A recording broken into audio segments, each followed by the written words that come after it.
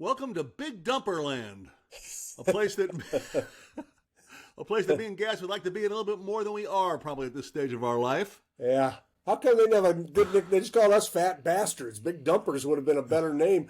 I didn't know until I saw just yesterday that Kellenick is who hung that on him. I always thought it was Service. It was Jared Kellenick who first called him Big Dumper. And It's like Tim Raines and the Big Unit. That's going to stick forever. right.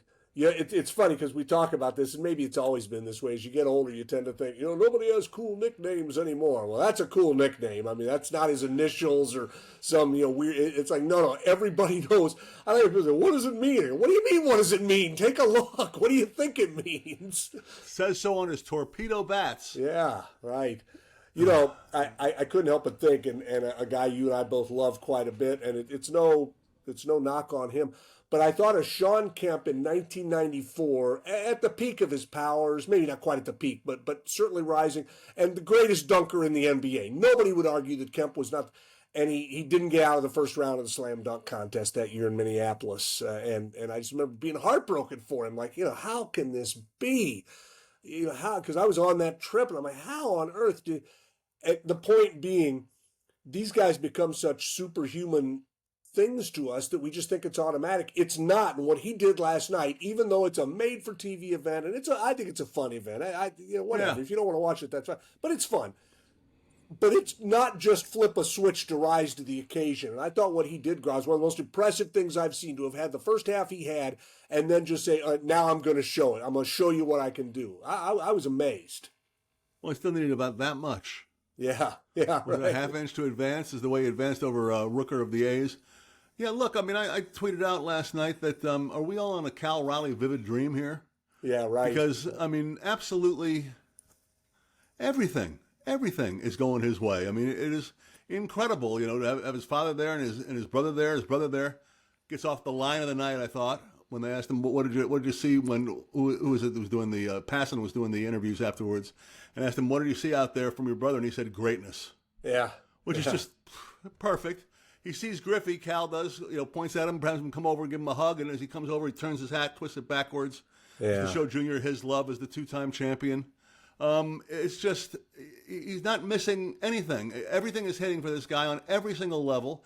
It's happening to a great guy, and there's no doubt about that, but this is just an amazing, amazing thing we're seeing, Gas, because, it's not like he came out of nowhere. I mean, he was a good player last year, he was a good player the year before. But something has happened this year to take him to another level, and every opportunity for him to get knocked off that pedestal, he's not getting knocked off. Yeah, and now you get to a point where tonight's the All-Star game. And if he does anything in the All-Star game, you're talking about icing on the cake at that point, but it would be. And then you get past this tonight, and then the next thing is, okay, now Friday, the second half starts, the real grind. They're going to need him. Can he keep it up? And that's what being a big star athlete is all about. Can he keep it up? Can he, as we used to joke about Michael Jordan, can he keep getting lucky night after night after night? It's... Well, look, I mean, he can't keep it up, Gas. I don't mean to say that in any negative way. It's just not going to be possible for him to catch as many games as he caught the first half of the season, stay healthy, and hit as many home runs. So what they need to do, Gas, is take advantage of this Mariner front office. Yeah. Like you've never taken advantage of something before. And you know what? I think they've got the name already. It's so obvious who the guy is that they should get because he provides what they need at the plate. You already know he works in your clubhouse well. Suarez is the guy to get. Talk about some of his heart still being left in Seattle yesterday. Arizona is ready to I think, cash out of that race. So, I mean, there's the guy. Go get him, Jerry DiPoto. Go get him and give your team a boost and give this season a boost. You cannot let Cal Raleigh waste this season. And the great thing about Suarez is, and not that this should matter, but we both know that it probably does, he would come at a lesser price than some of the other things you might look at. He's a guy you can bring in, and you're right. You rent a player. Yeah, and Softy went on an interesting rant about this over the weekend, and he's absolutely right. You people are like, oh, you don't just want to get a rent a player, and he's like, why not? You're trying to win. Of course you do. Right now, that's exactly what you need. And yes, you're gonna, for a lot of guys, you're gonna have to overpay, and if they want to look at overpaying for something, I'm fine with that too. If Suarez is the answer, like, hey, we can get somebody who maybe you do have to give up. You can't constantly build for the future. No. At some point, as our old friend George Allen said, the future is now, and it's now right now for the M's. And right. And, the other thing is with Julio heating up, with Rosarina heating up, suddenly Cal's got some protection in the lineup. You add somebody else to that. I don't know. This team has some holes, and I think what we've seen, I think they are exactly what we see that they are. They have, games like the stretch in New York where they collapse, and they have a series in Detroit where they played really well. I think they're a little hit and miss, but they're hit enough to get to the postseason. And as you've been saying for years with this same group of guys on the hill, get to the postseason with this team, and who knows what might happen, because your pitching at that point could carry you all the way. Absolutely. And, I mean, you need to look, I remember Jay Buhner in 95, and I want to start talking about 95 a little bit, in another couple of weeks, because that's an interesting anniversary coming up and an interesting stretch time coming up with that. But Jay Buhner talking about getting Andy Bennis from the Mariners, and, he was okay. I mean, he wasn't particularly great with them. He was okay, but it was what he represented to the players. Right. He represented the players, a management that's finally cares, that's actually going after it. And you say, well, the Mariner manager don't have to prove that. Oh, yes, they do. Yeah. The first guy they got to prove it to is the guy who won the home run derby last night. Right. He's the first guy who called them out on it. So, let's just not take it. Let's not sit back and scrape into the playoffs. Let's not worry about next year or the year after. This is the season. Take advantage of it. Win a World Series. Get to a World Series. Everything will be better for years to come. Period. A narrative that went away from Cal, and I'm glad of it too, because I never bought into it, was when he called out management a couple of years ago, and then the next day took it back a little bit, and people were like, well, it's because Service met with him and told him he had to. I'm like, no, Service met with him and said, some of your teammates are taking this the wrong way. Cal did that on his own. We're seeing as the man is emerging as himself. He doesn't strike me as somebody who would do, you have to go do this. And Service wouldn't have done that. He wasn't that kind of manager, I don't think. I've always thought that was Cal after Service pointed out that, you look at your comments from this seat and it looks like you're calling out your teammates a little bit. And Cal on his own said, I'm gonna fix that. That's what I believe happened. I don't think anybody made him do anything. And that's ancient history anyway. That's a good point, though. I'm happy we can get through a segment with him without calling him Cal Ripken, because I know I'm going to somehow, for some stupid reason, end up on like MLB TV as like a historian or whatever, and go, yeah, Cal Ripken's really been the difference this year, Bob. I just can't. I always do it, man. What I know what you thought of it. I didn't watch any of the Pat McAfee intros. I've tired of his act long. When is his 15 minutes up is what I said to you. Yeah.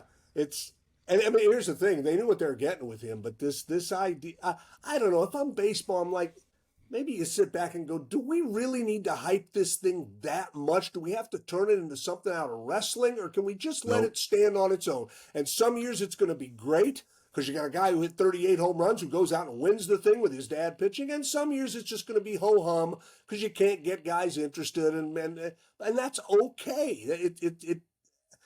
The overhyping. Look, it's giving it a football. It's giving it a football approach. Yeah, and right. It's baseball. It does not need a football approach. Right. That's fine. Screaming at college kids who are drunk off their ass at 10:30 in the morning before football games are going, or in any pro circumstance. This, you don't need it. I thought it was. I understand why they use him. He's ESPN, and he's one of their highest paid talents, believe it or not.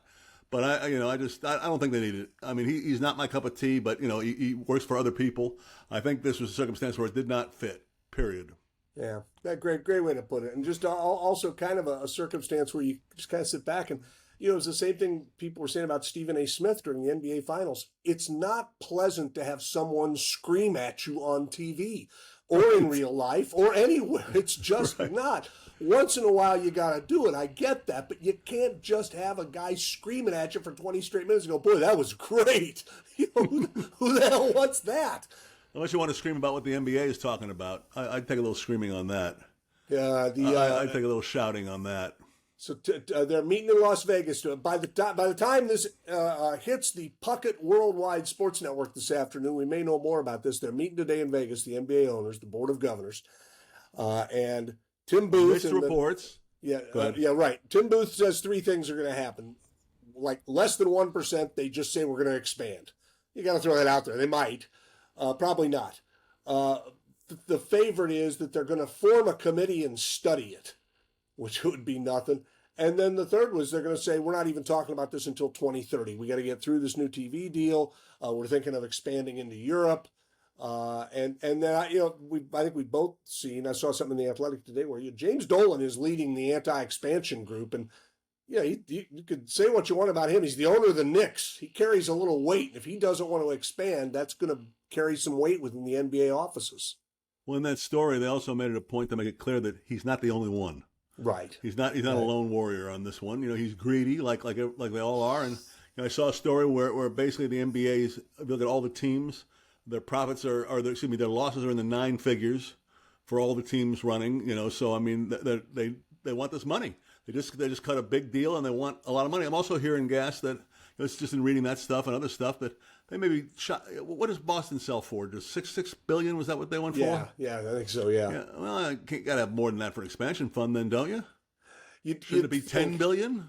And I mean, I remember when this whole thing started, 5 years ago. So we're going to get Climate Pledge Arena built, and there's going to be an expansion. And I remember talking to Kevin Calabro, and he was just saying, okay, Kevin's in the NBA, and here's gossip all over. And he says, God, I've heard it's going to be $4 billion for a franchise fee. And now, 5 years later, it's up to $6 billion. The team's salaries keep going. The team salaries have doubled in like the last 8 years. I don't know. If I'm the NBA, Groz, I'm not sure it is the time to expand. I'm not sure how good the business model is right now. It's not. Your salaries are sky. The average guy in the NBA makes like $8.5 million a year. The average guy, $8.5 a year. It's crazy. You know how much dead money you're paying in the NBA? Oh, it's got to be. I mean, with every contract guaranteed the way it is. Yeah. It's colossal. So I mean, I don't think we'll obviously know after this goes on, but I don't think we're gonna get. I think we're gonna probably get the thing that Booth suggested last, that maybe you get possibly a little hope that we're thinking about forming. Maybe the best I'll do is they're thinking about forming a committee. Right. But right now they're not going to do anything, and I mean it's I'm in the kind of I don't care category, so you're left to take your backhands alone, Sonic fans. Yeah, that's what the NBA is showing you, man. The back of their hand. I care, but I just don't have any faith. This has gone on too long, and again it bleeds it out of you a little bit because you start just come on, this is not going to happen, and it may be something we all have to accept. Surprises, right? NBA. Yeah, and I got a kick out of the narrative, and again, fans are going to be fans, and there's nothing wrong with dreaming, but the story that comes out of Oklahoma City that Clay Bennett may be ready to sell the Thunder, which would make a hell of a lot of sense. What more can the guy do? He went and got a team. He made it work. He took them through some bad years. I mean, after Durant left, they had some bad years. Got through it. They've won a championship. They're re-signing all their guys. I think they've got a new arena deal ready to go. Perfect time to. And so people are like, I bet he'll sell him back to Seattle, and it's bring it full circle. I'm like, no, I don't think he wants to be reviled in his hometown. He knows better than that. Things. Stupid is not one of them. He's done that. Yeah. It would be funny though, wouldn't it? And whoever it is pledges to keep the team in Oklahoma City. Yeah, and then takes. We're going to stay here as long as we get a $20 billion arena. And I mean the Blazers. Yeah, the Blazers are an interesting target because with them now getting rated. But I've heard. I don't know, but you hear stories that within the whole agreement, Paul Allen guaranteed the team was staying there. I think they've got at least 2 down in Portland. I'm not 100% sure of that. I don't want to be guys. I don't want to be a poacher. Well, and especially I do not want to be a poacher. Remember, Paul Allen and voted to keep the team in Seattle. There were 2 guys, Mark Cuban and Paul Allen, voted against this all those years ago.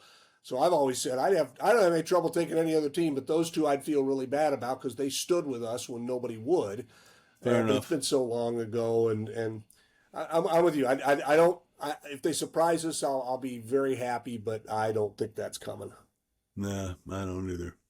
Hey, I want to mention we're and our show continues to grow. Our Larry Stone show was really it was turning heads along the worldwide web as people were amazed to see how good Larry looked for how old he is. And we. Anyway, we're dropping on Tuesday this week. Dropping is a term the kids use, Groz. The kids that watch Pat McAfee. Actually, I think those are older kids that use that. And I wanted to mention, Softy did have me out yesterday as part of his golf tournament for the American Cancer Society. Saw Jesse Jones just give a sensational speech about what cancer meant to him. When he found out, it's been 18 years ago. That seems like yesterday that he got his diagnosis. 18 years ago that Jesse was diagnosed with cancer. John Howie, our longtime friend, the chef extraordinaire. He's got a distillery now. He's a worldwide food entrepreneur. John told a story, and he was so emotional. And fortunately, it's got a very happy ending, but talked about, like, out of the blue a few months ago, finding out his 10-year-old granddaughter has leukemia. Wow. And then finding out, like, within 10 weeks, the doctor's like, we got it. It's in remission already. She's going to be okay. And, you know, what the doctors and the scientists and the people are doing, you and I have talked about this. When we were kids and your parents said that a friend had cancer, they whispered it because it was almost always a death sentence. Yep. Oh, this guy has cancer. It's so bad. You know, and you didn't and ask what just, kind because it didn't matter what kind. It didn't matter, and they've just made such. Anyway, so Softy did the tournament yesterday. A lot of neat people out there, and almost $500,000 raised. So it's good to see the community still out there. And I just wanted to mention that. Today? What's that? You said at the beginning something was dropping today.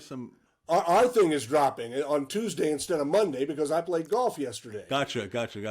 Yeah, that's it. And then the other thing I thought was interesting in the college football playoff thing for the future. So they've made the one change for this year, which is smart. They're gonna just seed based off rankings, right? As opposed to doing conference champions and weird stuff like that. Yeah, which made the bracket just look weird, and it rewarded teams that probably didn't deserve it. Ultimately, the playoff was pretty good, though. There were some great games in it, and it got decent. The ratings had slipped a little to the year before, but the overall ratings for it were great.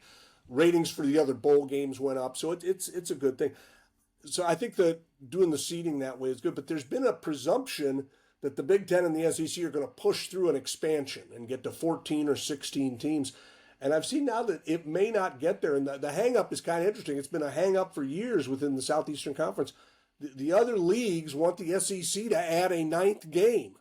They're like, if we're going to expand this tournament, we got to be on a level playing field. And if the Big 12's playing 9 conference games, and they are, and if the Big 10 is playing 9, and they are, and if the ACC is playing 9, well, then the SEC can't play 8 conference games and schedule some patsy in November to help get more teams in. They've got to do it. So it'll be interesting to see how that says, Gus?